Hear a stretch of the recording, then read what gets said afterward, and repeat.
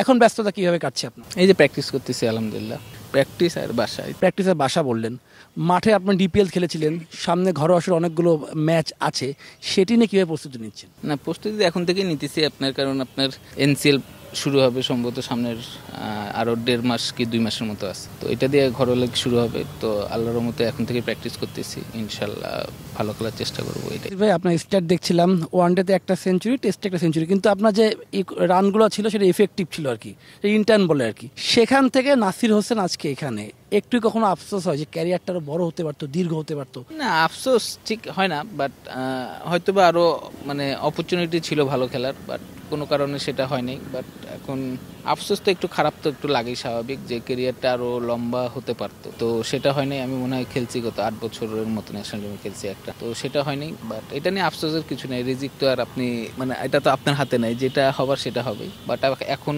হয়তো বা আমি আরও খেলবো, কয়েক বছর খেলবো, তো চেষ্টা করতেছি ভালো খেলার, যতটুকু যেখানে যেভাবে খেলি না কেন ভালো খেলার চেষ্টা করবো। বাইরে একটা টুর্নামেন্টে খেলতে যাওয়ার কথা আছে, সেখানে সাকিব ভাই আছে, আপনার নাম আছে, অনেকে না, আলামিন ভাইয়ের নাম দেখলাম, অনেকের নাম দেখলাম। সেই টুর্নামেন্টটা কবে যাবেন, সেখানে প্রস্তুতি কি, সেখানে প্ল্যানটা কীভাবে?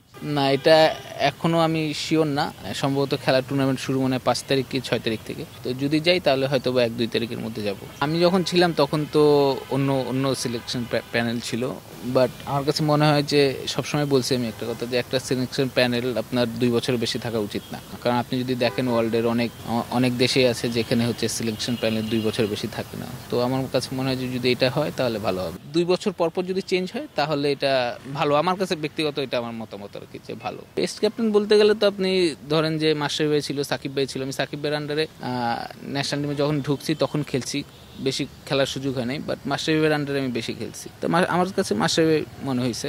আর হচ্ছে সাকিব ভাইয়ের ক্রিকেট নলেজ অনেক ভালো এবং প্ল্যানিং অনেক ভালো, বাট আমি তো বেশি খেলতে পারিনি আর কি ওনার আন্ডারে। বাংলাদেশের দীর্ঘ সময় পারফর্ম করার মধ্যে প্লেয়ারের মধ্যে মোহাম্মদ মিঠুন ছিলেন, নাসির হোসেন ছিলেন, সাকিব একটা সাক্ষাৎকারে বলেছেন, তাই কথাটা শুনেছেন কিনা? তার সঙ্গে যখন কথা হয় তখন ক্রিকেট না কতটা কথা হয় আপনাদের মধ্যে? তিনিও তো আপনাকে আফসোস করেন নাসির ভাই? না, ক্রিকেট নিয়ে এরকম কথা হয় না। আমি হয়তো বা আমেরিকায় গেলে তার বাসায় যাই, দেখা সাক্ষাৎ হয়, বাট ক্রিকেট রিলেটিভ এরকম কোনো কথাবার্তা হয়নি। আমরা আমাদের অনেক টপিকস আছে যেসব বিষয়ে আমরা কথা বলি, বাট ক্রিকেট মাঠে ছাড়া আমরা বাইরে আমরা ওরকম ক্রিকেটের আলাপ এরকম হয় না আর কি।